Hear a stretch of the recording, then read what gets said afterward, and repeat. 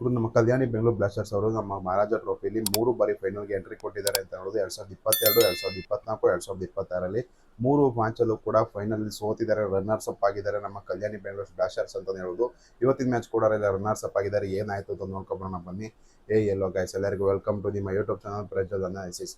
ಕೂಡ ನಮ್ಮ ಬೆಂಗಳೂರು ಬ್ಲಾಸ್ಟರ್ಸ್ ಅವರು ಫಸ್ಟ್ ಬ್ಯಾಟಿಂಗ್ ಆಡ್ತಾರೆ ಅಂತ ಹೇಳೋದು. ಸಖತ್ತಾಗಿ ಬ್ಯಾಟಿಂಗ್ ಆಡ್ತಾರೆ. ಟಾಪ್ ಆರ್ಡರಿಂದ ಅಷ್ಟೊಂದೇನು ಕಾಂಟ್ರಿಬ್ಯೂಟ್ ಬರೋದಿಲ್ಲ. ಸುಮಿತ್ ದ್ರಾವಿಡ್ ಹಾಗೂ ಇಲ್ಲಿ ಶುಭಮ್ ಹೆಗ್ಡೆ ಹಾಗೂ ಮತ್ತೆ ನಿಮಗೆ ಸಖತ್ತಾಗಿ ಫಿನಿಶ್ ಮಾಡ್ಕೊಡ್ತಾರೆ. ಅವರ ಕಾರಣದಿಂದ 185 ರನ್ ಟಾರ್ಗೆಟ್ ಆಗಿ ಬರುತ್ತೆ ಇಲ್ಲಿ ಶಿವಮೊಗ್ಗ ಯೋಧರ್ಸ್ ಅವ್ರಿಗೆ. ಶಿವಮೊಗ್ಗ ಯೋಧರ್ಸ್ ಯಾರು ಟೀಮ್ ಅಪ್ಪ ಅಂತ ಹೇಳಿದ್ರೆ ಭರತ್ ಚಿಪ್ಲಿ ಅವರು ಕೋಚ್ ಮಾಡ್ತದಂಥ ಟೀಮು ಶಿವಮೊಗ್ಗ ಯೋಧರ್ಸ್. ಮತ್ತೆ ಜಾನಿ ಮೂರ್ತಿ ಅವರು ಮೆಂಟರ್ ಆಗಿರುವಂಥ ತಂಡ ಶಿವಮೊಗ್ಗ ಯೋಧರ್ಸ್ ಅವರು. ಚೆನ್ನಾಗಿದೆ ಟೀಮ್ನ ಕಟ್ಟಿದ್ದಾರೆ ಅಂತ ಹೇಳೋದು. ನಾವು ಪಾಯಿಂಟ್ಸ್ ಟೇಬಲ್ ಒಂದೂ ಕೂಡ ಫಿನಿಶ್ ಮಾಡಿದ್ರು ಕೂಡ ಇಲ್ಲಿ ಶಿವಮೊಗ್ಗ ಯೋಧರ್ಸ್ ಅವರು ಎಲಿಮಿನೇಟರ್ ಆಡಿಕೊಂಡು ಕ್ವಾಲಿಫೈರ್ ಗೆದ್ಕೊಂಡು ಬಂದು ಫೈನಲ್ ಕಪ್ ಹೊತ್ಕೊಂಡು ಹೋಗಿದ್ದಾರೆ ಅಂತ ಹೇಳೋದು. ನಮ್ಮ ಸಖತ್ತಾಗಿ ಡಾಮಿನೇಟ್ ಮಾಡಿದ್ದಾರೆ ಇಲ್ಲಿ ಶಿವಮೊಗ್ಗ ಯೋಧರ್ಸ್ ಅಂತ ಹೇಳೋದು. ಅದರಲ್ಲಿ ಚೆನ್ನಾಗಿ ಬೌಲಿಂಗ್ ಮಾಡ್ತಾ ಅದು ಕ್ಲೋಸಿಗೆ ಬಂದೇ ಸೋತಿರೋದು ನಮ್ಮ ಬೆಂಗಳೂರು ಬ್ಲಾಸ್ಟರ್ಸ್ ಅವರು. ಒನ್ ಸೈಡ್ ಏನು ಸೋತಿಲ್ಲ. ಲಾಸ್ಟ್ ಓವರ್ ಗಂಟ ಮ್ಯಾಚ್ ಬಂತು. 3 ಬಾಲ್ಗೆ 1 ರನ್ ಬೇಕಾಯಿತು. ಆರಾಮಾಗಿ ಗೆದ್ಕೊಂಡು ಹೋಗ್ತಾರೆ ಅಂತ ಹೇಳೋದು ಶಿವಮೊಗ್ಗ ಯೋಧರ್ಸ್ ಅವರು. ಒಟ್ಟಿನಲ್ಲಿ ಈ ಸೀಸನ್ ಅಂತೂ ಸಖತ್ತಾಗಿ ಆಗಿದೆ ಗುರು ಇಲ್ಲಿ ನಮ್ಮ ಬೆಂಗಳೂರು ಬ್ಲಾಸ್ಟರ್ಸ್ ಅವ್ರಿಗೆ ಅಂತ ಹೇಳೋದು. ಯಾಕಂತಂದರೆ ಸುಮಿತ್ ದ್ರಾವಿಡ್ ಅವರು ಸಖತ್ತಾಗಿ ಬ್ಯಾಟಿಂಗಲ್ಲೂ ಕೇಪಬಿಲಿಟಿ ಇದೆ ಅಂತ ಪ್ರೂವ್ ಮಾಡ್ಕೊಂಡ್ರು. ಮತ್ತು ಬೌಲಿಂಗಲ್ಲಿ ಸಖತ್ತಾಗಿರುವಂಥ ಫಾಸ್ಟ್ ಬೌಲಿಂಗ್ ಕೂಡ ಮಾಡ್ತಿದ್ದಾರೆ ಸುಮಿತ್ ದ್ರಾವಿಡ್ ಅವರು. ಮತ್ತು ಪ್ರವೀಣ್ ದುಬೆ ಅವರು ಇಲ್ಲಿ ಪಂಜಾಬ್ ಕಿಂಗ್ಸ್ಗೆ ಸೆಲೆಕ್ಟ್ ಆಗಿದೆ ಅಂತ ಪ್ಲೇಯರು ಸಖತ್ತಾಗಿ ಮಾಡಿದ್ರು ಈ ಸೀಸನ್ ಅಂತ ಹೇಳೋದು. ಬ್ಯಾಟಿಂಗ್ ಡೆಪ್ತ್ ಕೂಡ ಚೆನ್ನಾಗಿತ್ತು. ಮತ್ತು ಶುಭಾಂಗ್ ಹೆಗ್ಡೆ ಅವರು ಕೂಡ ಅಷ್ಟೊಂದೇನು ಬ್ಯಾಟಿಂಗ್ ಕಾಂಟ್ರಿಬ್ಯೂಟ್ ಮಾಡದೆ ಹೋದ್ರು. ಬೌಲಿಂಗಲ್ಲಂತೂ ಸಖತ್ತಾಗಿ ಮಾಡಿದ್ದಾರೆ ಈ ಸೀಸನ್ ಶುಭಾಂಗ್ ಹೆಗ್ಡೆ ಅಂತ ಹೇಳೋದು. ಒಂದೊಂದು ಮ್ಯಾಚಲ್ಲಂತೂ ಸಖತ್ತಾಗಿ ಬ್ಯಾಟಿಂಗಲ್ಲೂ ಕೂಡ ಕಾಂಟ್ರಿಬ್ಯೂಟ್ ಮಾಡಿದ್ದಾರೆ.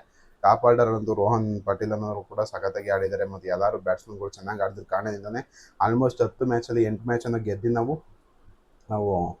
ಪಾಯಿಂಟ್ಸ್ ಟೇಬಲ್ ಟಾಪರ್ ಆಗಿರ್ತೀವಿ. ಅದರಿಂದ ನಾವು ಫೈನಲ್ಗೆ ಎಂಟ್ರಿ ಕೊಟ್ಟಿರ್ತೀವಿ ಅಂತ ಹೇಳೋದು. ಇಲ್ಲಿ ಮಿಸ್ ಆಯಿತು. ಇನ್ನು 3 ಬಾರಿ ಕೂಡ ನಾವು ಫೈನಲ್ಲಿ ಬಂದು ಸೋತಿರೋದೇ ಆಗಿದೆ ಅಂತ ಹೇಳೋದು. ಬೆಂಗಳೂರು ಬ್ಲಾಸ್ಟರ್ಸ್ ಅವರು ಸಖತ್ತಾಗಿ ಟೀಮ್ನ ಕಟ್ಟಿದ್ದಾರೆ ಅಂತ ಹೇಳೋದು ಏನೂ ಡೌಟೇ ಇಲ್ಲ. ಚೆನ್ನಾಗಿ ಮತ್ತು ವಿದ್ಯಾಧರ್ ಪಾಟೀಲ್ ಕೂಡ ಚೆನ್ನಾಗಿ ಬೌಲಿಂಗ್ ಮಾಡ್ತಾಯಿದ್ರು. ಮತ್ತು ವಿದ್ಯಾಧರ್ ಕಾವ್ಯಪ್ಪನು ಕೂಡ ಚೆನ್ನಾಗಿ ಬೌಲಿಂಗ್ ಮಾಡ್ತಾಯಿದ್ರು. ಏನು ಮಾಡೋಕ್ಕಾಗೋದಿಲ್ಲ. ಲಾಸ್ಟ್ ಓವರಲ್ಲಿ ಒಂದು 10 ರನ್ ಎಕ್ಸ್ಟ್ರಾ ಹೊಡೆದಿದ್ದಾರೆ. ನಾವು ನಮ್ಮ ಇಂಡಿಯಾ ಅಂತೀನಿ, ನಮ್ಮ ಬ್ಲಾಸ್ಟರ್ಸ್ ಅವರು ಬ್ಯಾಟಿಂಗ್ ಆಡ್ಬೇಕಾದ್ರೆ 24 ರನ್ ಬರುತ್ತೆ ಒಂದು ಓವರು. ಆ ಓವರ್ ಇನ್ನೂ ಸ್ವಲ್ಪ ರನ್ 2 ಬಾಲ್ ಡಾಟ್ ಆಗುತ್ತೆ. ಆ 2 ಬಾಲ್ ಬಂದು ಇನ್ನೊಂದು 6 ಏನಾರು ಬಂದರೆ ನಾವೇ ಮ್ಯಾಚ್ನ ಗೆಲ್ಬೋದಾಯಿತು ಅಂತ ಹೇಳ್ಬೋದು. ನಮ್ಮ ಇಂಡಿಯಾದವರು ಕೂಡ ಅಲ್ಲಿ ವೈಟ್ ವಾಶ್ ಆಗ್ತಾಯಿದ್ದಾರೆ.